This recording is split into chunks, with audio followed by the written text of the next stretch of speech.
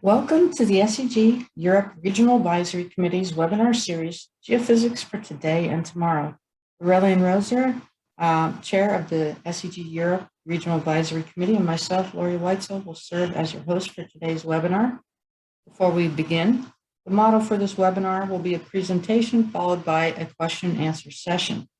During that question and answer session, please enter your questions in the Q&A box at the toolbar at the bottom of your screen. Alternatively, you can also raise your hand and I can move you so that you can speak and ask your questions directly. Today's presenter is Dr. Oz Yilmaz, who received his Bachelor's of Science in Geology and Geophysics from the University of Missouri at Rolla. He also received his Master's from Stanford University with research in rock physics and earthquake seismology. And after 5 years in industry, he received his PhD from Stanford University. Oz has been working in the seismic industry for 48 years. Since 2000, he has broadened his interest into geophysics to include engineering and earthquake seismology. In addition to numerous publications on all aspects of seismic data analysis, he wrote the SEG books, Seismic Data Processing, Seismic Data Analysis, and Engineering Seismology with Applications to Geotechnical Engineering. Oz is the recipient of the SEG Virgil Kaufman Gold Medal Award and the EAGE Konrad Schlumberger Award. Oz is the elected member of the European Academy of Science. So without further ado, let's please welcome Oz, and we're excited to see your presentation. Thank you, Lori. Hello, everyone. In this lecture, I will present twin topics on near-surface modeling and subsurface imaging from the introductory chapter of the new SEG book published in May of this year. The first topic is a reality check on full wave inversion applied to land seismic data for near-surface modeling. This is also the subject of a paper that will appear in the January issue of the Leading Edge. In land seismic exploration, data often are acquired over an irregular topographic surface and complex near surface, as in the example shown here. In exploration seismology, the near surface is defined as the depth interval below the free surface with usual thickness up to a few hundreds of meters, composed of low velocity, unconsolidated soil and heterogeneous weathered rocks. As such, raypaths are close to vertical incidence within the near surface, a requirement for statics corrections to be acceptable. Given the low velocity, unconsolidated characteristic of the near surface, if it is at or near the surface, however, it is not always the near surface. Specifically, in the absence of a low velocity medium just below the free surface, there is no near surface within the context of statics corrections, or for that matter, geotechnical investigations. In this presentation, we evaluate full wave inversion of vertical component geophone data applied to land seismic data within the context of near-surface modeling for statics corrections. For most cases of near-surface complexity, which gives rise to amplitude and travel time distortions associated with subsurface reflections, as in the case of the sand dunes example shown here, the inversion-based method for near-surface modeling by travel time tomography is very robust and far more computationally efficient compared to full wave inversion, and is more than adequate to resolve the medium to long wavelength statics problem as shown here. Nevertheless, travel time tomography relies on the accuracy of first break picking and falls short of resolving velocity reversal, the case of a high velocity layer hidden within a low velocity near surface.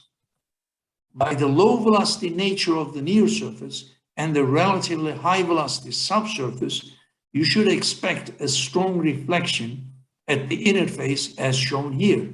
The ISTATS image-based method for near-surface modeling, which relies on this shallow reflection, circumvents first break picking and accommodates the high-velocity hidden layer within the near surface.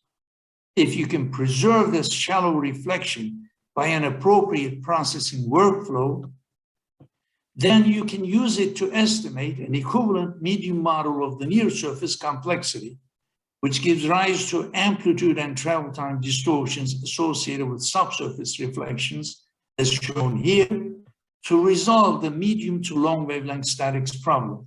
Only that with the ISTATS image-based method for near surface modeling, you do not have to pick first breaks. Practical experience has taught us that for FWI to likely converge to the global minimum and thus yield a physically plausible near-surface model, it needs an initial model that is close as possible to the near-surface model that can be accepted as a close representation of the ground truth. The initial model that qualifies for this criterion is that estimated by travel time inversion applied to first arrival times taken from shot records as shown by these examples. The question then is, for near surface modeling, can we apply full wave acoustic inversion, or is it imperative that we apply full wave elastic inversion? The answer lies in radiation patterns of seismic source energy and Zurbrig's equations for wave partitioning at the interface between the low velocity near surface and the high velocity subsurface.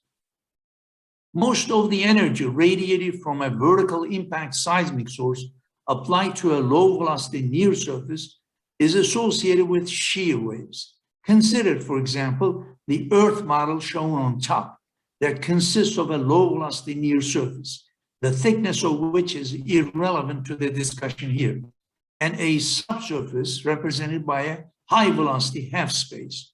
Compute the radiation pattern associated with a vertical impact source applied at the free surface as shown at the bottom. Now, there are two pairs of lobes of SV mode radiated energy, the red lobes and the extremely small black lobes that are hardly visible. The P wave radiated energy is a small fraction of the total radiated energy represented by this small blue circle. Note that the amplitudes of the radiated P and SV waves depend on the radiation angle. Next, compute the incident wave partitioning at the interface between the near surface layer above and the subsurface below by using the Zurbrig's equations. The radiated SV and P waves incident at different angles are partitioned into 4 reflected and 4 refracted wave components associated with the wave modes SVP, SVSV, PSV, and PP. Now, the graph at top right shows the reflected wave amplitudes, and the graph at bottom right shows the refracted wave amplitudes as a function of angle of incidence. Note that the partition wave amplitudes have been computed by using the incident SV and P wave amplitudes, which are radiation angle dependent themselves, as shown at the bottom left. The seismic waves confined to the near surface region are represented by the reflected wave modes shown at top right, whereas the seismic waves transmitted to the subsurface region are represented by the refracted wave modes shown at bottom right. Compare the partitioned reflected wave amplitudes shown at top right and the refracted wave amplitudes at bottom right, and note that most of the radiated energy is consumed by the SV waves trapped in the near surface, represented by the red curve at top right. The SV waves beyond the critical angle of incidence in the neighborhood of 15 degrees are coupled with P waves within the near surface layer forming Rayleigh-type surface waves. The remaining very small fraction of the radiated energy trapped within the near surface includes PP, PS, SP, and SS wave modes. Therefore, the total wave field confined to within the near surface region is inherently elastic wave field. As such, full wave inversion for near surface modeling must in principle be performed not as acoustic, but elastic wave inversion. Nevertheless, in a field record, we may safely assume that the early arrival waveforms associated with the first break times are essentially associated with P waves. Thus, we may perform full wave acoustic inversion of the early arrival waveforms. Next, we may take the bold step and retain the early portions of the shot gathers, which we may assume to contain largely P waves by excluding the surface waves and apply full wave acoustic inversion. As we realized earlier, based on the radiation patterns, the retained portions of the shot gathers contain a mixture of PP, PS, SP, and SS wave modes trapped in the near surface. This fact alone disqualifies acoustic wave inversion applied to land seismic data for near surface modeling, and the resulting near surface model will most likely be physically implausible and dissimilar to the initial model estimated by travel time tomography. We investigate accuracy of travel time tomography and full wave acoustic and elastic inversions applied to near surface velocity depth model estimation by a field experiment that involves a shallow seismic survey and borehole drilling. The topography at the test site is relatively flat, but the surface has negligible rugosity associated with tilling of the field. Nevertheless, we have assumed a perfectly flat surface for data analysis. Here, we report the results of the field experiment along one of the line traverses highlighted in yellow. The total number of shot gathers recorded along the line traverse is 49, each with 48 traces. We have acquired the data using a common receiver spread recording geometry.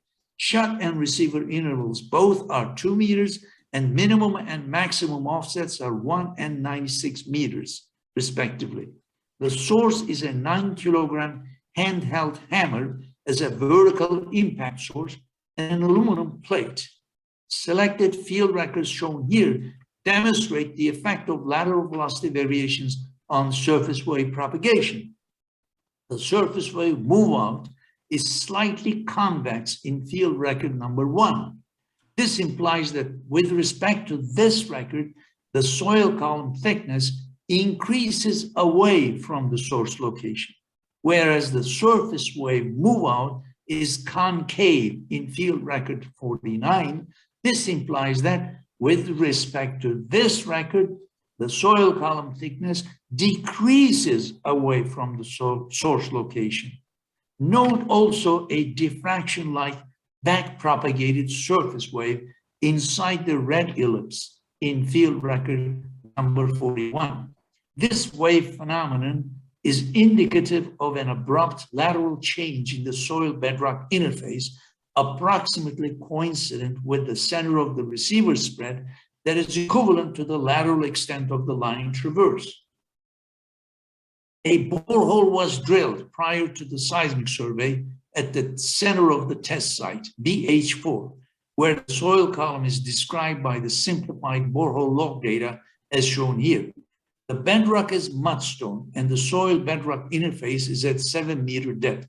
From top to bottom, the soil column consists of a silty clay layer with 5-meter thickness, a clayey gravel layer with 1-meter thickness, and a gravelly clay layer with 1-meter thickness. There is a residual zone and an alteration zone within the depth interval of 7 to 11 meters. These zones represent a transition from soil to mudstone bedrock. Now, shown in this slide is the P-wave velocity depth model estimated by non-linear travel time tomography applied to first break times picked from the shot gathers along the line traverse. Note that the vertical velocity variations within the soil column correspond to changes in the soil composition. The soil bedrock interface corresponds to the color change to pink-red. Note that the velocity contrast at the soil bedrock interface is not sharp. Instead, there is a transition from soil to mudstone bedrock associated with the residual and alteration zones. The velocities within the near surface increase vertically from 400 meters per second to nearly 2,500 meters per second, and the average bedrock velocity is 3,500 meters per second. The blocky character of the model is caused by a grid size of 1 by 1 meter used for the grid-based travel time tomography. Boreholes BH1 to BH3 and BH5 to BH8 were drilled after the seismic survey to verify the accuracy of the P-wave velocity depth model estimated by travel time tomography. Based on the velocity variations observed in the P-wave velocity depth model estimated by travel time tomography, the interface between the near surface composed of the soil column above and the bedrock below is defined by the black curve. Yellow vertical bars represent the soil column, the near surface, and the brown vertical bars represent the bedrock at the borehole locations determined by the borehole soil column descriptions.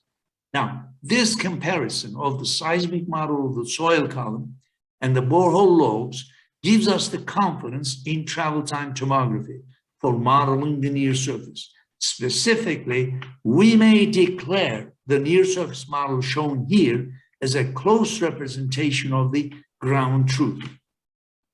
In order to meet the requirement that the input shot gathers approximately represent acoustic wave fields, we first apply acoustic wave inversion to the early arrival waveforms associated with the first break times. The initial model is the velocity depth model shown here, estimated by travel time tomography, independently of, but similar to the model shown in the previous slide. Here is the resulting early arrival waveform acoustic inversion model. Understandably, the resulting near surface model should resemble the initial model estimated by travel time tomography. This is because the first arrivals can be safely assumed to be P waves only. Next, we retain the early portions of the shot gathers as discussed earlier, which we assume to contain largely P waves by excluding the surface waves and apply full wave acoustic inversion.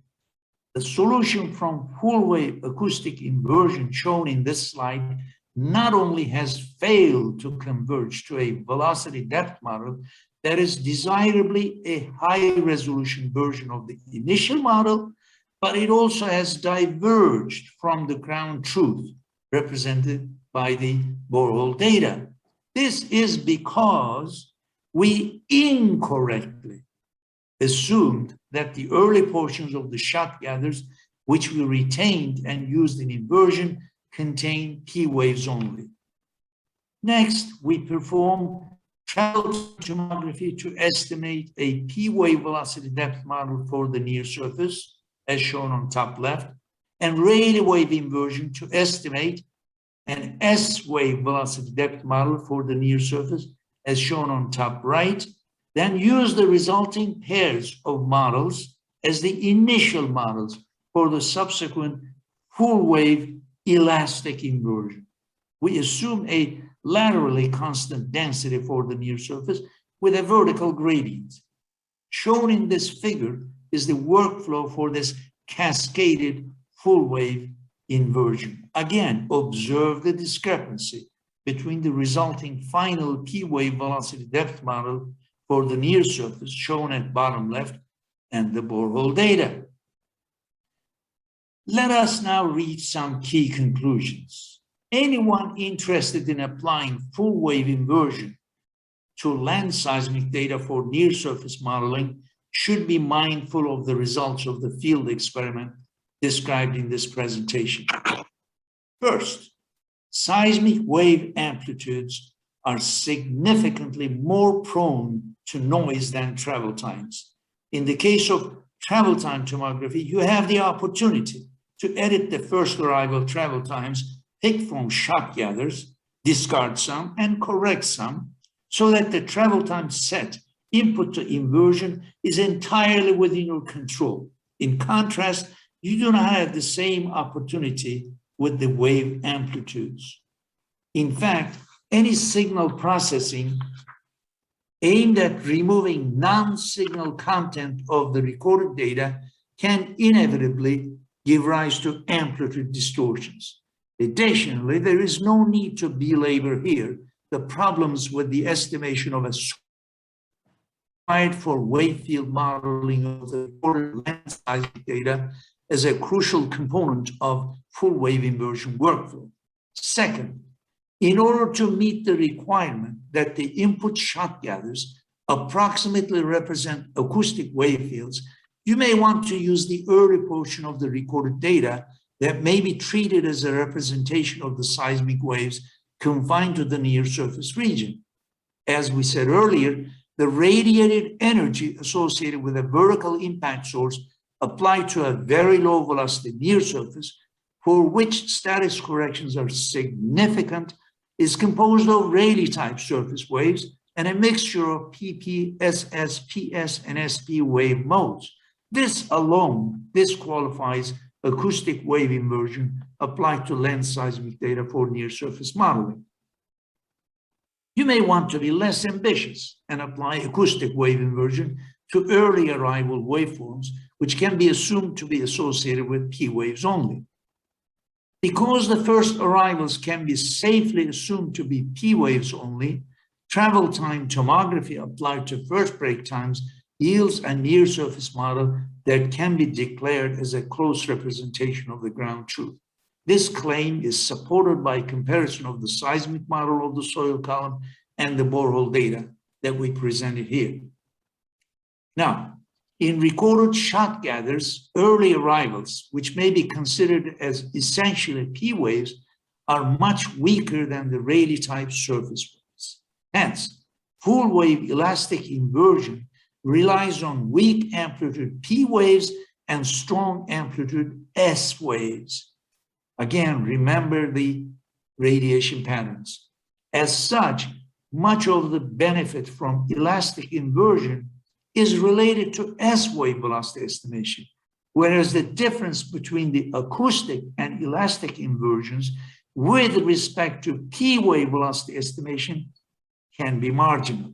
Moreover, unlike the subsurface, the near surface can be highly heterogeneous, strongly anisotropic, highly attenuating, and even poroelastic in nature.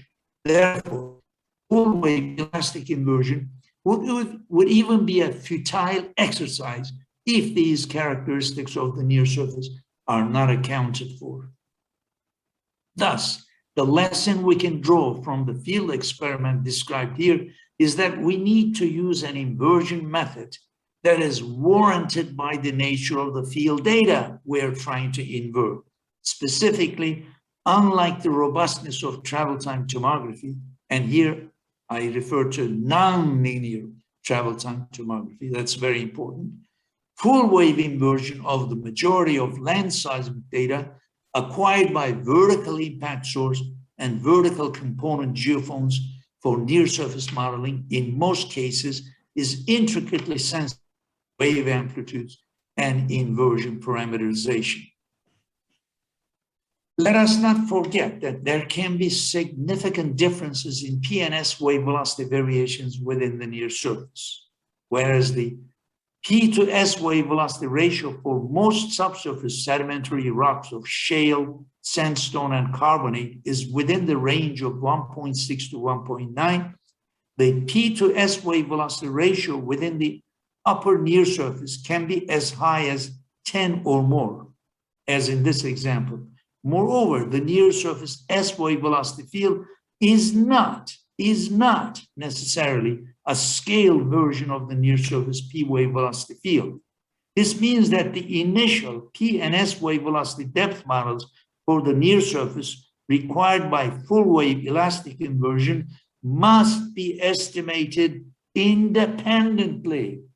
Specifically, we can perform travel time tomography to estimate a P wave velocity depth model for the near surface and Rayleigh wave inversion to estimate an S wave velocity depth model for the near surface. Then use the resultant pairs of models as the initial models for the subsequent full wave elastic inversion. Alas, we also need an initial model for the density. We may assume a laterally constant density for the near surface with a vertical gradient. Under these circumstances, in relation to the initial model parameters for P and S wave velocities and densities, full wave elastic inversion applied to vertical component seismic data can be an ambitious travail, especially if you only want to estimate a P wave velocity depth model for the near surface. An often overlooked aspect of the near surface is the fact that the near surface P wave velocities can be as low as the sound waves in air and even lower for the topsoil. And S wave velocities can be as low as 100 meters per second and even lower, as shown here. Such low velocities give rise to a serious stability problem for full wave inversion.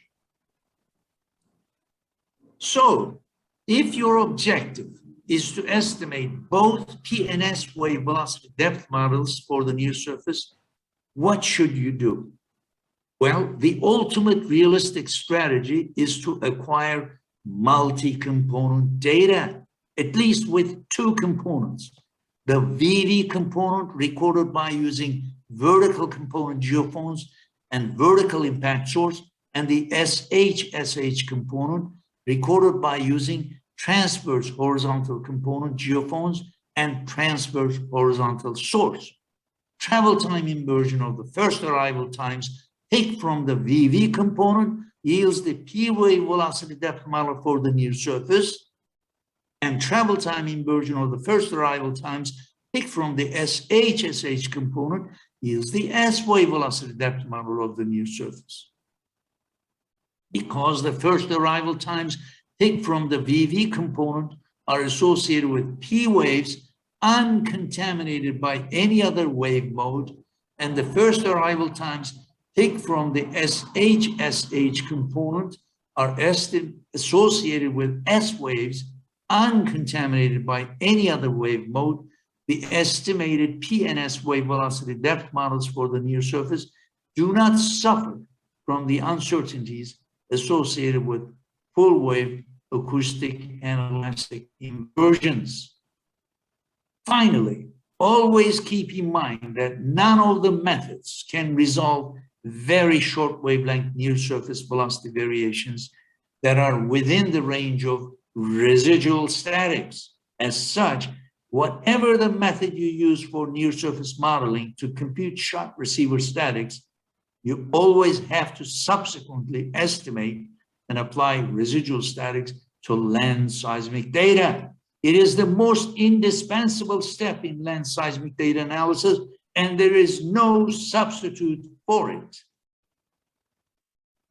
In the second part of the presentation, we're going to discuss PSDM image quality versus error in interval velocity field in cases of complex overburdened structures. This sounds like an old topic, but we will have a refreshingly unique assessment. Keep in mind that we will discuss this topic not within the context of marine seismic data, not even within the context of land seismic data associated with low relief structures. Instead, we will discuss the problem within the context of land seismic data associated with complex overburdened structures. Overburden is the key word, for which PSDM is imperative. This is a near surface velocity depth model estimated by travel time tomography along a seismic line traversed over rough topography. As we said earlier, in land seismic exploration, data often are acquired over an irregular topographic surface and complex near surface. The near surface is defined as the depth interval below the free surface up to a few hundreds of meters of thickness, composed of a soil column and low velocity, unconsolidated, heterogeneous, and weathered layers of rock. Shown here is a field record with the location indicated by the red esters marked on the topography and with the receiver spread represented by the green line shown on top of the NearSurface model.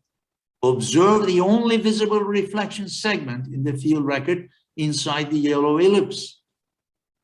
Inside the fan defined by the two yellow lines, observe the large amplitude backscattered surface waves. Outside the fan, the field record is overwhelmed by guided waves that follow the linear move out of the first arrivals. Both guided waves and surface waves are treated as coherent linear noise generated by and trapped within the low velocity near surface region, traveling in the horizontal direction. They do not contribute to the subsurface image. As such, they need to be removed to unravel weak reflections that are either not visible at all or only faintly observable in field records, such as that inside the yellow ellipse. Note also the short wavelength travel time distortions associated with the first arrivals, caused, in this case, primarily by the irregular topography. With the example shown in this slide, you can appreciate the challenging problem of resolving the deleterious effect of the near surface with irregular topography in land seismic exploration and deriving an image that represents the subsurface geology. To unravel weak reflections that are either not visible at all or only faintly observable, such as those inside the yellow ellipses, after the application of shock receiver status corrections, we need to apply single channel signal processing and residual status corrections, then multi-channel signal processing. We can confidently use the shock gathers as shown here to estimate the RMS velocity field by following the image-based workflow described in the SEG book, Land Seismic Case Studies. Here's the PSTM image generated by using the RMS velocity field. The strong folding and faulting associated with the imbricate structures indicates that the area has been subjected to overthrust and wrench tectonism. The strong reflector just below 5 seconds is the Coleman interface, that is the detachment interface associated with the overthrust tectonics and should be nearly linear and gently ramping up to the right. The flatness of events in the selected common image point gathers verify the accuracy of the RMS velocity field used in PSTM. Imaging in depth becomes imperative when you have targets beneath complex overburdened structures, which give rise to strong lateral velocity variations. We observe depths of the earth in time by seismic waves, and we have no problem with staying in the time domain and generating an earth image in time. However, pursuit for an earth model in depth can be exhausting, if not futile. Therefore, even when you really need to image in depth, it may be wiser to be content with an earth image in time. Nevertheless, for interpretation purposes, an image in depth that should be treated as auxiliary to the PSTM image still can be generated. Here's the interval velocity field derived by Dix conversion of the RMS velocity field. This conversion is based on a horizontal layered earth model assumption and therefore usually requires some mild smoothing of the RMS velocity field before conversion and also some smoothing of the interval velocity field after conversion.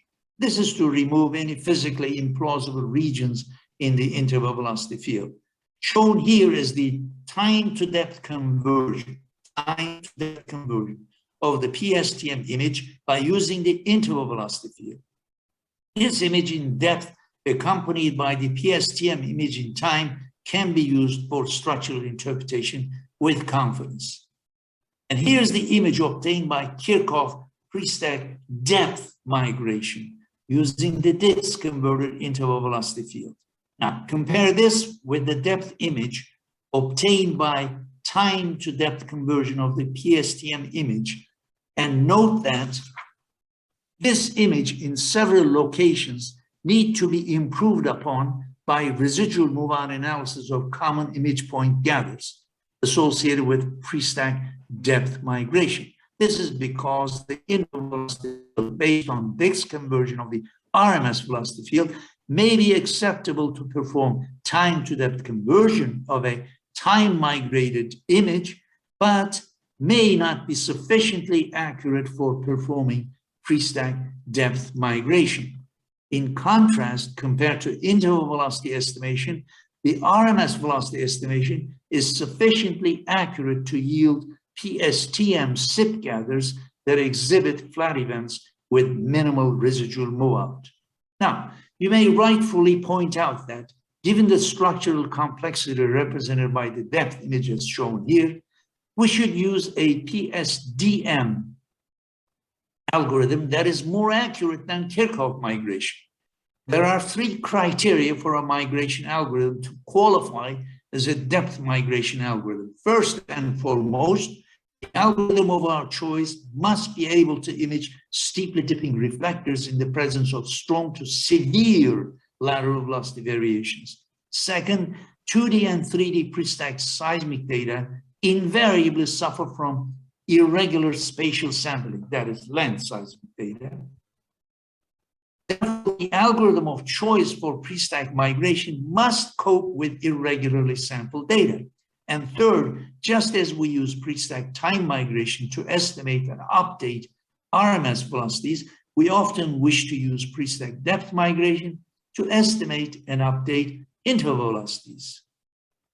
The Kirchhoff migration meets the requirements for irregular spatial sampling of recorded data and velocity estimation and updating, whereas reverse time migration, on the other hand, meets the requirement for steep dips in the presence of strong to severe lateral velocity variations, even for dips greater than 90 degrees, such as in the case of salt overhang structures.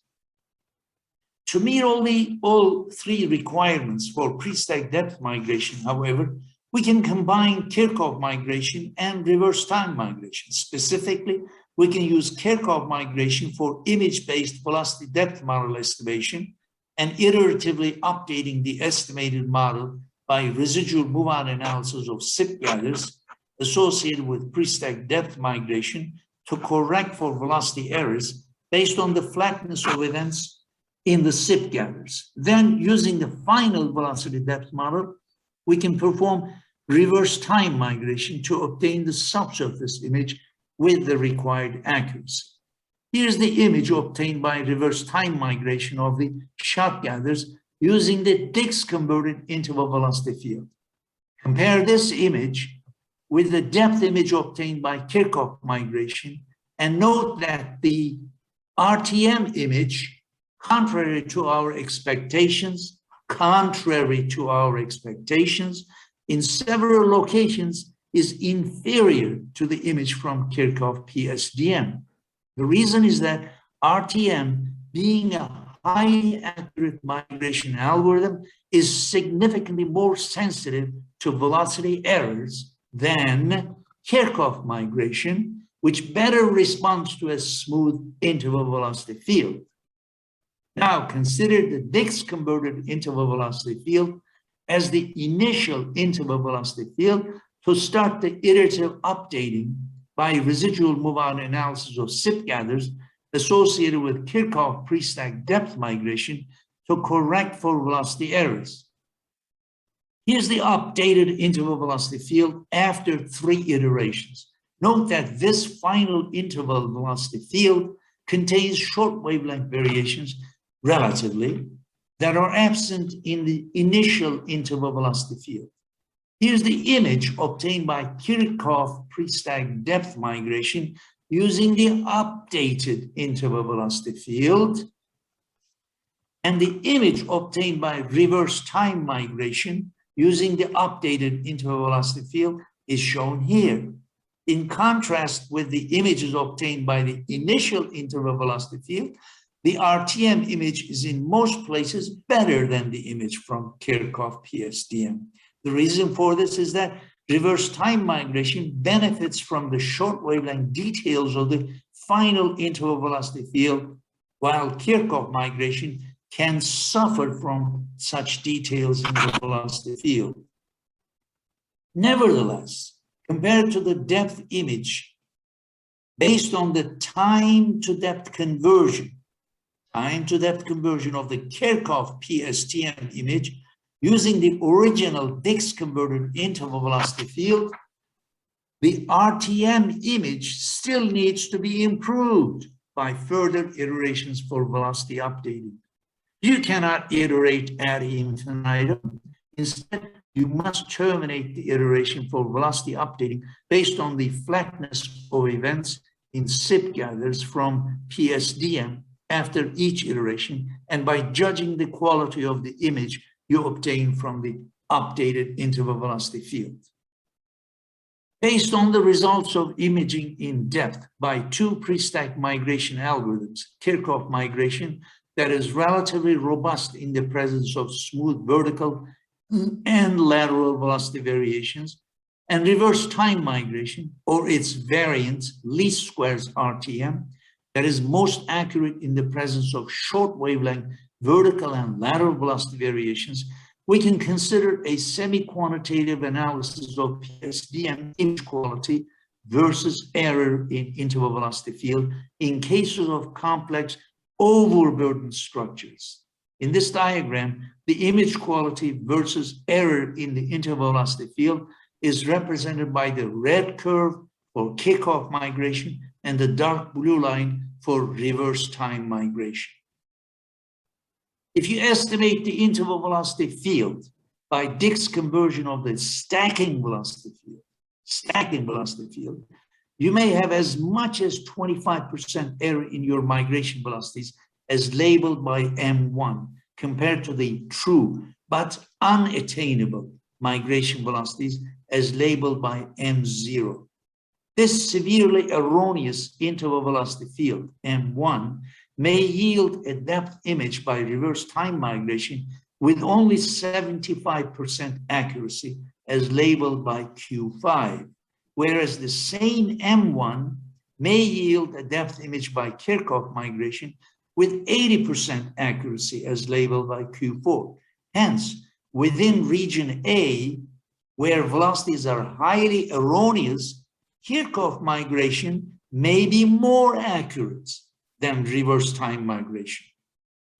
If you estimate the interval velocity field by Dix conversion of the RMS velocity field, not stacking velocities, but RMS velocity field, you may have as much as 15% error in your migration velocities as labeled by M2. This erroneous interval velocity field, M2, may yield comparable depth images by reverse time migration and Kirchhoff migration with 85% accuracy as labeled by Q3. If you improve the accuracy of the interval velocity field by iteratively updating the Dix converted interval velocity field M2, you may have as much as 5% error in your migration velocities as labeled by M3. This moderately erroneous interval velocity field, M3, may yield a depth image by Kirchhoff migration with 90% accuracy as labeled by Q2, whereas the same M3 may yield a depth image by reverse time migration with 95% accuracy as labeled by Q1. Hence, within region B, where velocities are moderately erroneous, reverse time migration is more accurate, at least in theory, than Kirchhoff migration. Remember, this is all semi-quantitative analysis. we should be modest in our quest for estimating an accurate velocity depth model because our methods and strategies for Prestack depth migration have limitations and the field data quality does not justify pursuit for a flawless image quality. Note in this diagram the zone of unattainable image quality greater than 95% associated with the zone of unattainable velocity accuracy corresponding to velocity errors less than 5%. The percent values assigned to the combinations of M and Q in this diagram are rounded numbers based on our experience with real data and model experiments. To conclude, the first point to take away from this presentation, why put emphasis on image-based RMS velocity estimation?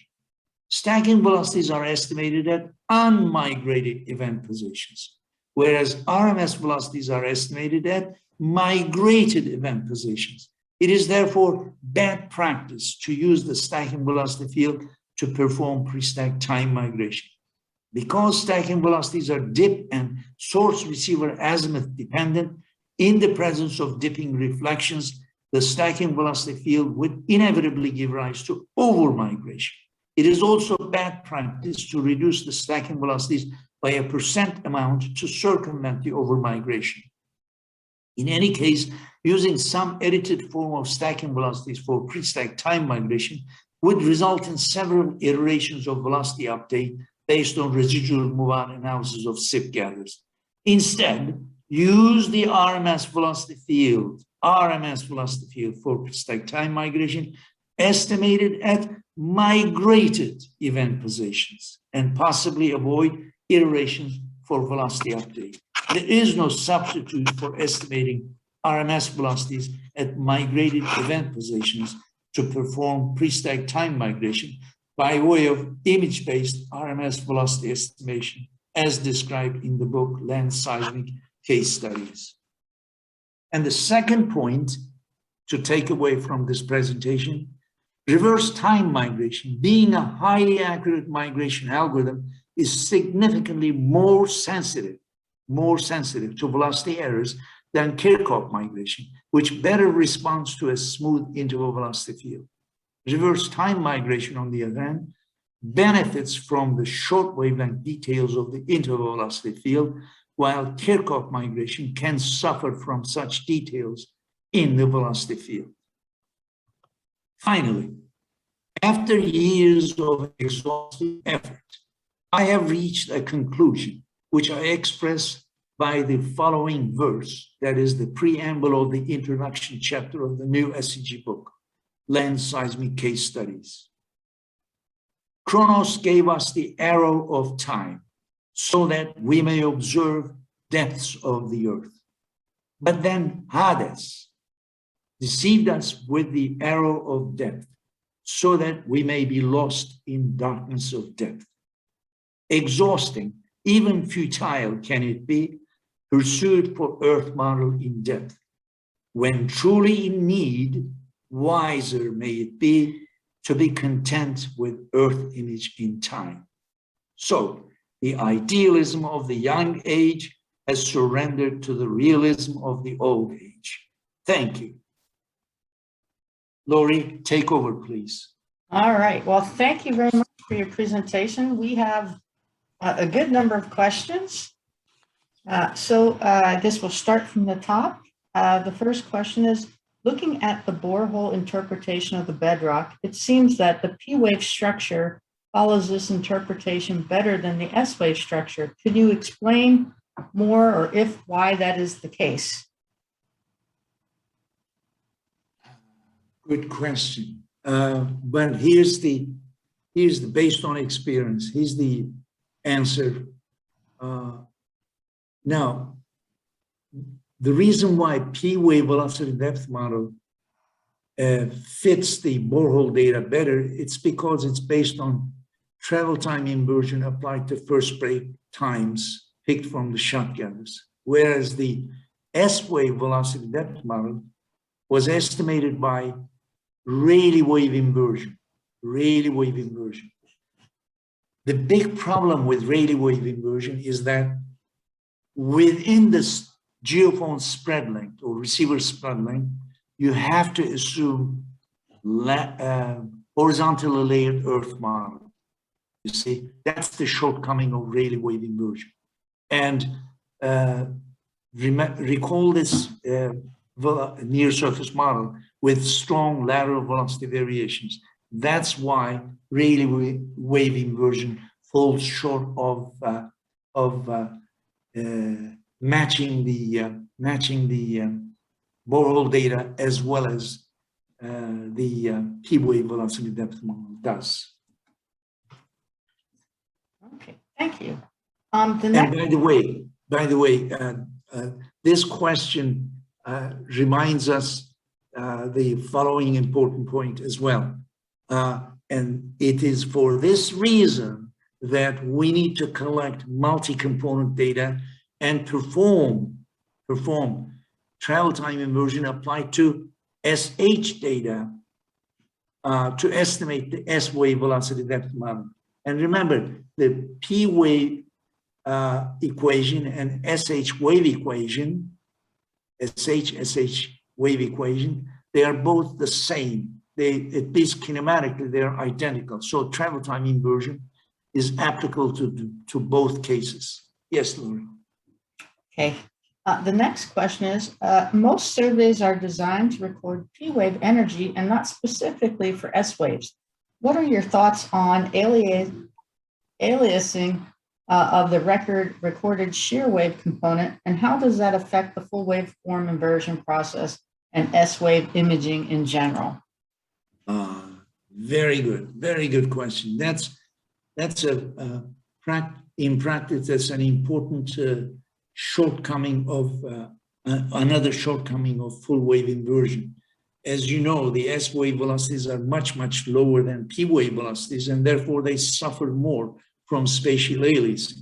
So if you want your full wave inversion, elastic inversion applied to even vertical component seismic data, you better make sure that your surfaces are not aliased, which means you need to have spatial sampling sufficiently small to circumvent spatial aliasing. All right, thank you. We have a couple questions regarding land full waveform inversion. The first of several questions. If significant topographic changes occur along seismic profile, should you focus on finding best possible static solution, even though static assumption may be violated, or include topography in wave modeling during inversion? Whatever your strategy is, you have to perform wave field modeling from topography. In other words, when you do full wave inversion, whether it's acoustic or elastic, you're not supposed to work with seismic data with static corrections applied. You have to use the original field records, you see? All right, thank you. So that you can do the modeling from the surface topography. That's very important. All right. The next question, how important are low frequencies for near surface full waveform inversion? What sources are best for generating the needed bandwidth? Very good question again.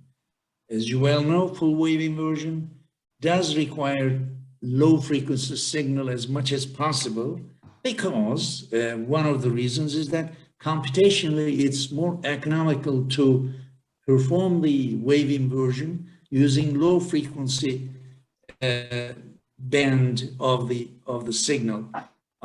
In this experiment, I used 4.5 Hertz geophones to capture as much low frequency energy as possible. That includes surface waves as well, of course.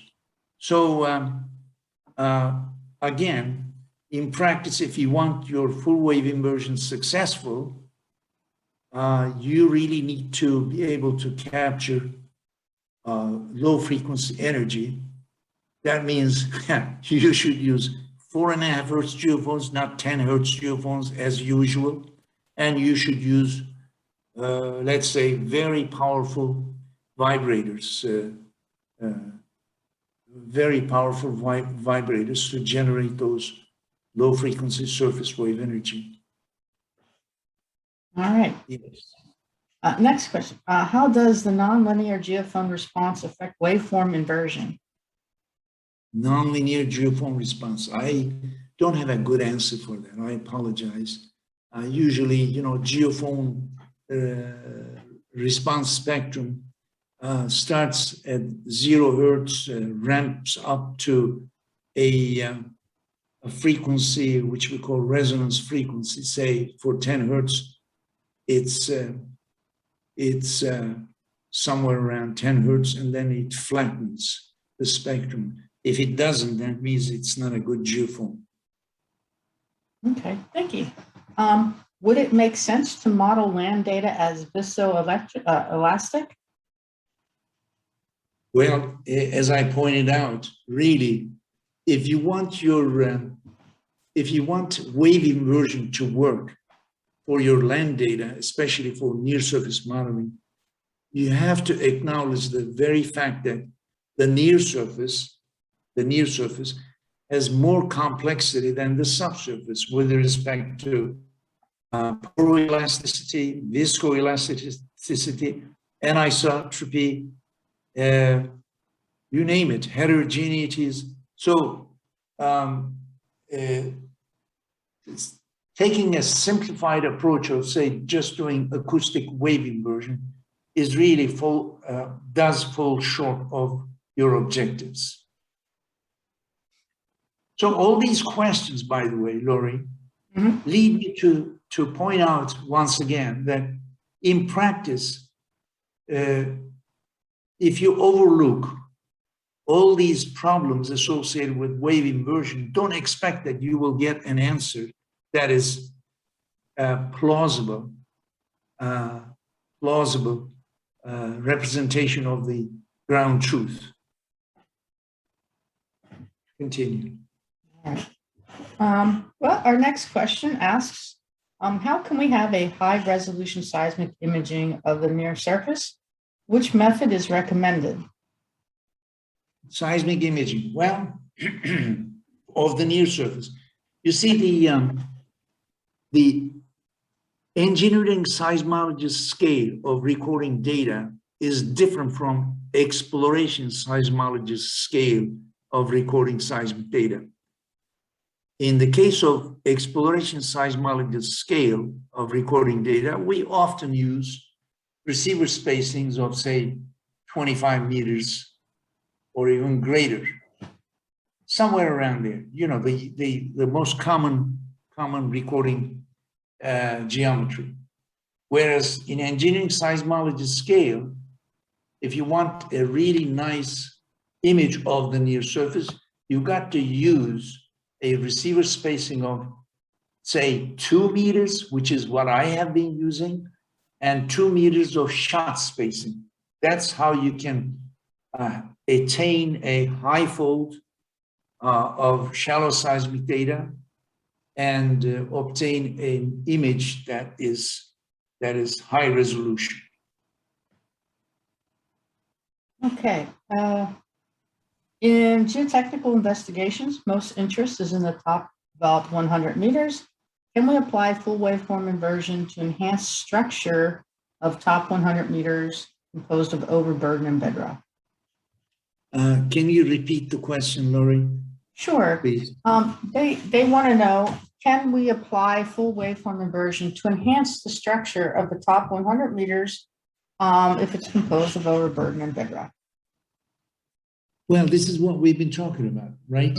Full wave inversion applied to land seismic data for near surface modeling. That is the topic of this presentation. It wasn't full wave inversion applied to land seismic data for subsurface velocity depth model estimation. No, this was for near surface modeling. Okay. We have 2 questions that seem to go together. The first part is, At what point is it safe to terminate your iteration when you have zero update in velocity and yet non-perfect flattened gathers? Okay. Well, you cannot continue ad infinitum, as I said. You just stop when you get really tired. But seriously speaking, if you want to circumvent too many iterations for RMS velocity updating or interval velocity updating, you've got to do it right the first time. And how do you do that? By image-based velocity estimation, RMS velocity as well as interval velocity. What is image-based velocity estimation? Well, consider, for simplicity, let's consider the RMS velocity estimation. You take your field data after signal processing, single channel, multi-channel, and the necessary shot receiver statics corrections and residual statics corrections. You got your data ready for Prestack time migration. So why not perform Prestack time migration using a range of constant velocities, okay, and generate a set of image panels. Put them next to each other like a deck of cards, and you now have a what we may call image cube, all right? Velocity, RMS velocity versus line axis, line traverse versus event time after migration. So contained in this image volume is your optimum Prestack time migration image that is coincident with the RMS velocity surface that you want to estimate. So how do you extract the RMS velocity surface from this image volume? Well, think of what you do with stacking velocity analysis. You apply animal correction using a range of constant velocities, right? And generate semblance spectra along the line traverse or over the 3D survey at selected locations. And then pick your semblance spectra. That gives you your stacking velocities. Same with this. You can pick the RMS velocities from the semblance spectra, that is from the VT planes along the line traverse, or pick horizon consistent, structurally consistent, laterally consistent RMS velocities from the image panels themselves, and even utilize the time slices of this image volume. So you can combine these various strategies, the three ways of picking the RMS velocity field, to make sure that you get an RMS velocity field that does not require iteration. That's my experience. Thank you.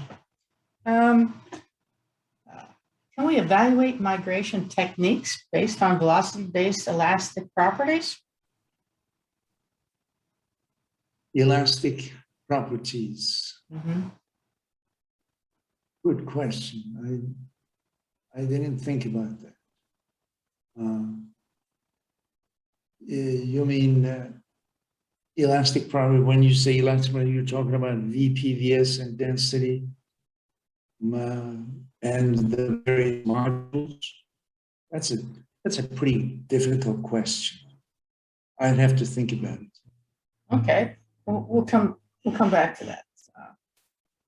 All right. Someone wanted to know if you could name a few software packages for full waveform inversion. Well, I think it would be inappropriate to declare in public the name of these products. But if you want, Lori, you can send this attendee my email address, and I will respond in private. Okay. That sounds good. What is the most often used velocity for optimum depth and complex overburdens? I think that's, I'll be quiet. What's the question, please? What is the most often used velocity for optimum depth in complex overburden? Let me try to extract a question from this question. Complex overburden. As I said in the presentation, or as we elaborated in the presentation, really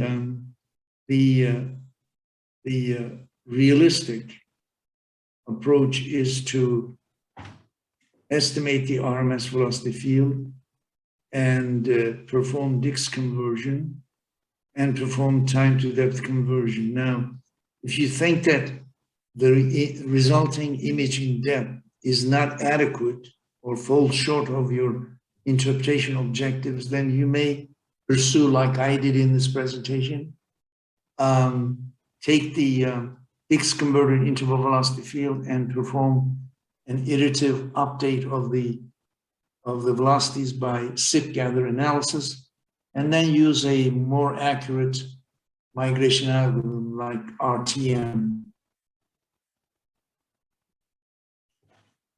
Okay. All right. Next question. Does low frequency energy under 30 hertz tend to be only carried by S waves? No. You can have P waves as well.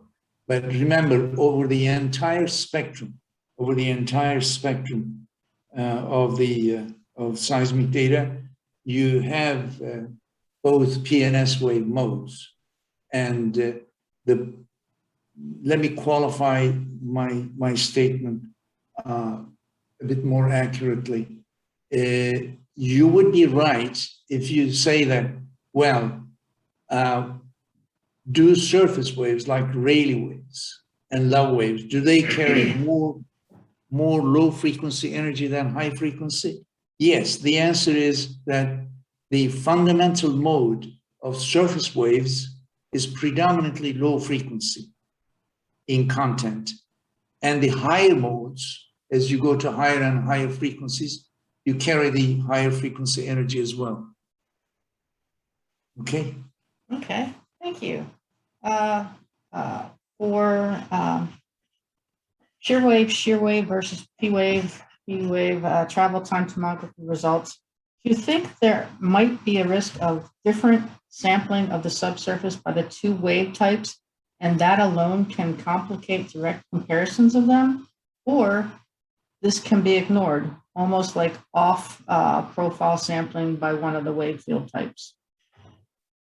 I see. Well, I remember I showed an example of P wave velocity depth model for the near surface and an S wave velocity depth model for the near surface based on both travel time inversion applied to first rate times from PP data and SHSH data. Now, both these data sets were acquired using the same spatial sampling, same recording geometry, along the same line traverse. As long as you have consistency in your acquisition geometry, you should be fine. You should be fine. Your vertical axis, remember, from the vertical axis of your final product is in depth, not in time. So if you have an RMS velocity field in time estimated from P wave data and SH wave data, of course, the time axis would be different. The S wave arrivals would be much later. But we're talking about velocity depth modeling. So we should be fine. Okay. Thank you. Next question. With a single recording channel, common offset acquisition, which is the best option to generate a good velocity model? Well, in principle, you say, why do we record non-zero offset data? One of the fundamental reasons, aside from the fact that we need to increase the photo coverage, is that we can estimate velocities by using non-zero offset data, by exploiting the move out associated with non-zero offset recording. So just using one single fold, single offset data, you would have a hard time to estimate a velocity field, my friend. Thank you. All right. The next question, can we infer liquid content? Can I, Lori? Sure. Can I just add a caveat here? Sure. If you're really desperate, you see, if you got single offset data, common offset data, if you're really desperate, why don't you just migrate using a range of constant velocities, like I described, generate an image cube from this single offset data, and qualitatively you can see which event is over migrated, which event is under migrated. Based on the over and under migration effects, you can actually infer an RMS velocity field that may be reasonably acceptable. But of course, the whole thing depends on the quality of your single offset data, the signal to noise ratio. Yes. Okay, thank you. Can we infer liquid content identification, lambda or mu parameters for far angle stacks such as Prestack inversion? Okay, well, remember, this presentation is on structural imaging, Your question is related to amplitude-driven objectives, such as AVO analysis and so on. So I think it's within the outside of the realm of this presentation, your question. Land seismic data, you must acknowledge, do not really lend itself to amplitude-driven analysis as successfully as marine seismic data. I mean, just tell me how many cases of successful AVO inversions you have done with land seismic data, unless you have a low relief structure, unless you have very high quality recorded data with high signal to noise ratio, etc. But this is what we are what we have discussed is all structural imaging. So I guess if I make an analogy, you know, we're doing orthopedic surgery, whereas what you are referring to is brain surgery, which requires more sensitivity with regards to amplitudes. Yes. Okay, thank you. Do you have any thoughts on using passive or ambient seismic data for near surface characterization? Very difficult, very difficult. I know, you know, some people in the engineering seismic community are using passive seismic source like traffic noise to estimate the S-wave velocities. But to be quite honest, the resolution, the degree of resolution is not really effective. You just gotta take your time and record data properly with a proper source and proper set of geophones in order to perform your near surface modeling. So there is really no free lunch here. Thank you. What is the difference between stacking velocities and RMS stacking velocities? There is no such thing as RMS stacking velocities. There is RMS velocities and there is stacking velocities. So remember, stacking velocities are estimated for events in their unmigrated positions from, say, CMP gathers in the unmigrated positions, whereas RMS velocities, you have to estimate, or you estimate for events in their migrated position. The steeper the dip, the more the lateral distance between the two locations. Therefore, there is a huge difference between stacking velocities and migration velocities, or it's migration velocities, you know, it's a colloquial expression for RMS velocities, or as it should be. There's a huge difference between the two if you have steeply dipping events. If you have dips less than 15 degrees, you can probably get away with stacking velocity, but still I wouldn't advise, because you still need to migrate and collapse diffractions, you see, and they require also events in their unmigrated, migrated positions along the diffraction flanks. Okay. Okay, I guess we have someone who's reworded their initial question. And they want to know, what is the depth limit to understand the structure of Earth through image processing? What's the best limit? What's the limit? Yeah. I'm not sure if I understand this question, but if I try to extract a question from this question, perhaps our attendee colleague is referring to maybe depth of penetration, let's say. In that case, well, for shallow seismic methods, you need to be able to image to depths at least down to 100 meters for geotechnical objectives, geotechnical engineering objectives, and even deeper for other engineering seismic applications like groundwater exploration. So you need a high frequency source, very important for shallow seismic. Frequencies up to 150 hertz would be excellent.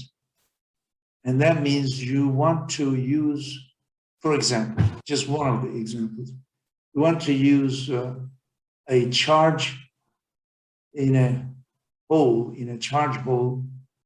with a charge size of no more than 250 grams or even less, to circumvent the field records being overwhelmed by surface waves that are primarily, or that are strongly low frequency in content, so that you can preserve the high frequency reflections without being overwhelmed by the predominantly low frequency surface waves.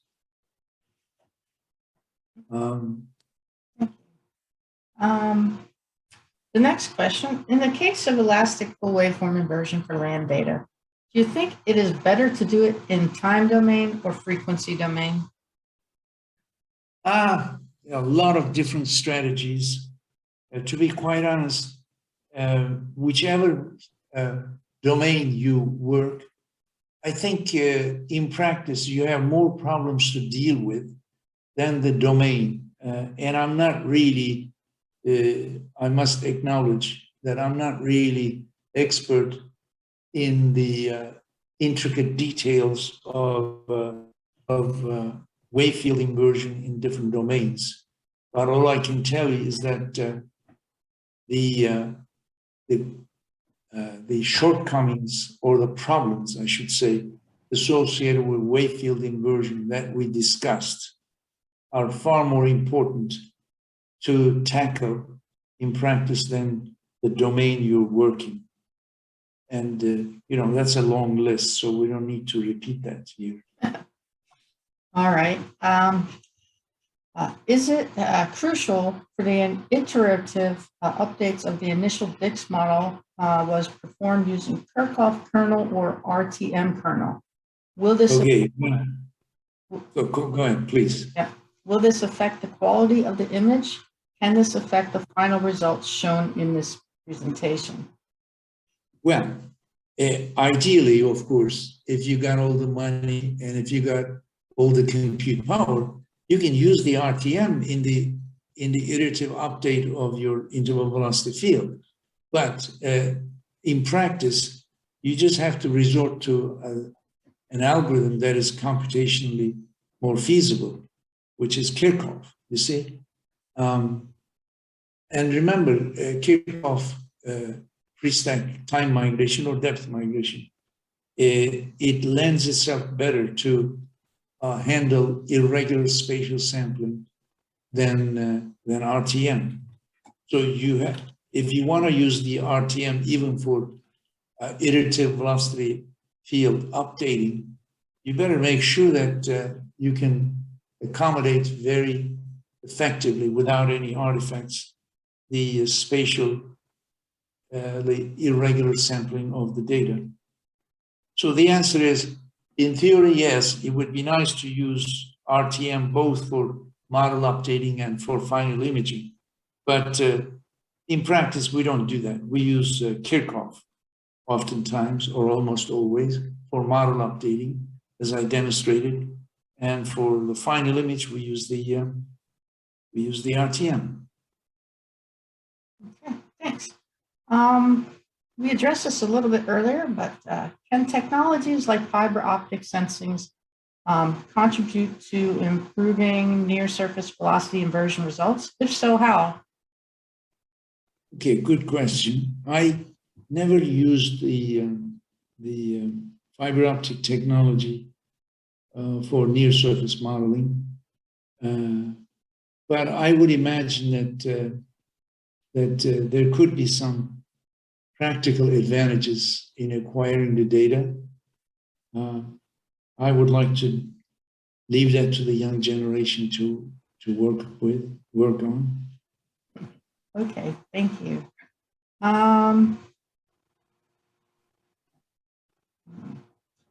As you also explained, RTMS greatly benefit from higher resolution velocity models, such as those by exhaustive full waveform inversion applications, while Kirchhoff migration well behaves with smoother velocity models. What are those good indicators for convergence to ideal respective velocity models for each migration techniques?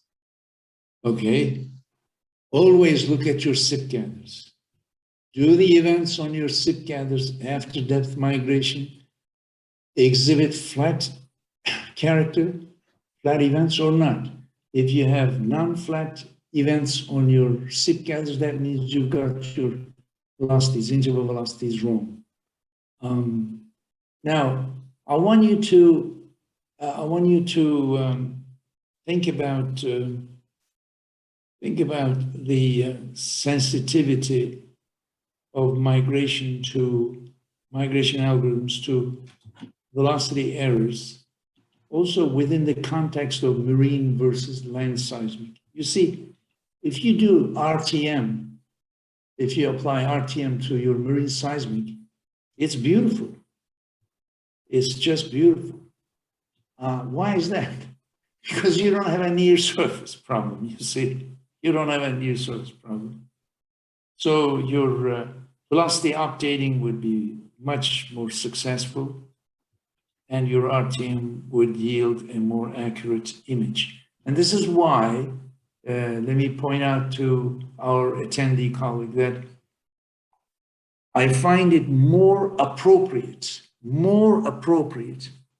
to use the full wave inversion to estimate a subsurface velocity depth model in case of marine seismic data. That I will buy it.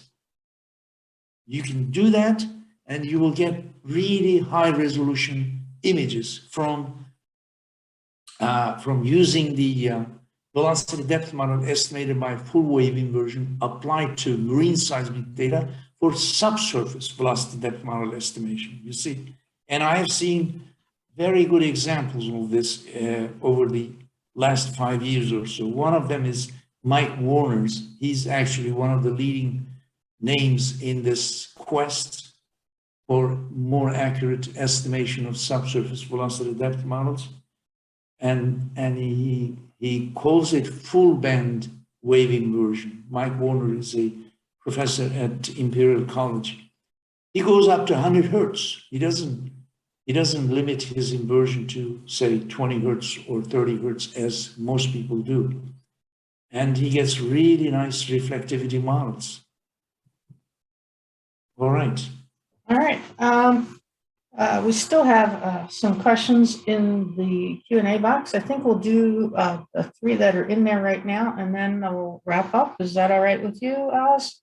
No problem. And if you want, you can send my email address to anyone who is interested. You know, they probably will be able to contact you, and then they can communicate with me afterwards. Okay, great. This question, thanks for the fantastic presentation. Need some time to understand everything. The question is, why full wave acoustic inversion and not acoustic full wave inversion? What is the difference and what is more correct? Full wave, what's the difference? Full wave acoustic inversion and full wave what? Yeah, full wave acoustic inversion versus acoustic full wave inversion. It's the same. It's the same. It's just that the way we phrase it, sometimes in the industry, we tend to clutter the terminology, you see. But the proper way of saying this is full wave acoustic inversion and full wave elastic inversion. You see, you gotta put, you gotta make things consistent. Sometimes we tend to be sloppy in our phraseology, you see. So there's no difference. But if someone is doing early arrival waveform inversion, repeat, early arrival waveform inversion, by just limiting the inversion applied to early arrival waveforms, that is not full wave inversion, you see. Full wave inversion means the entire field record. So I would rather call it early arrival acoustic, early arrival waveform acoustic inversion, rather than full wave inversion. But sometimes I have to just go along with the common phraseology in the industry. But you just got to be careful what people are talking about. Okay, thank you. In your experience, what would be the explosive charge necessary to explore 1,000 meters deep? And at what depth should the explosive be inserted? What is the maximum distance from the 2D scan line? Okay. Well, there's a really beautiful case study in the book regarding this question. If you want to circumvent as much as possible recording surfaces, that is minimizing their strength in acquisition, you need to drill deep holes as much as possible so that you can place the charge to a depth where the surrounding material is compact rather than loose, unconsolidated. That will give rise to rapid attenuation of high frequency energy, you see. And the shallower the depth, the shallower the charge depth, the stronger the surface waves. Remember, this is a rule that you need to remember. The shallower the depth, the stronger the surface waves. In fact, a surface charge has or generates, a surface charge generates the largest or the strongest surface wave energy. And what is a typical surface seismic source? It's fiber size. You see, fiber size is notorious in generating surface waves because you are actually activating or exciting the earth from the surface. And that's where you generate quite a bit of surface waves. So you need to go deep to reduce the strength of surface waves, typically maybe 15 or 20 meters, or sometimes even 30 meters, you see. So there's, again, a cost involved here, but if you don't want to compromise on the quality of the data you are acquiring, you're going to pay for it. As far as the depth of penetration, well, 1,000 meters is pretty shallow, isn't it? 1,000 meters. Charge depth for charge depth, I would place the charge to a depth of, say, 10, 15 meters, depending on the near surface characteristics, of course. And 1,000-meter depth wouldn't require more than half a kilo or even less, 250 grams of dynamite. I've done some active fault investigations and coal exploration where I used such parameters. Okay. Okay. Are both PSTM and PSDM modeling done in the depth domain? What is the trying to understand the question? Yeah. PSTM and PSDM modeling in the depth domain? Mm-hmm. Well, these are migrations. These are not modelings, right? Okay. But of course, you model the recorded wave field using a velocity depth model. You don't use a velocity field in time to model or simulate your field records, which is required for full wave inversion. Okay. Okay. Well, just as I said, we're only going to do the last three questions. Two more came in. Do you have time for two more? And then we'll. Okay.